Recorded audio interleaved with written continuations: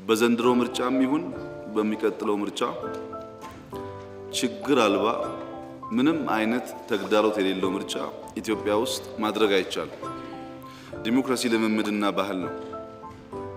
ዲሞክራሲ ልምምድና ባህል የሚሆነው ስንለማመደው ስናደርገው ነው፣ ስንሸሸው አይደለም። ምክንያት እያስቀመጥን አሁን አንችልም በሚቀጥለው እናርግ ካልን ብዙ ችግር ነው ያለው። እንፈተናለን። እናንተም የኢትዮጵያ ሕዝብም መንግስትም ሁላችንም በተባበረ ክንድ ከሰራ ነው ግን እናሳካዋለን።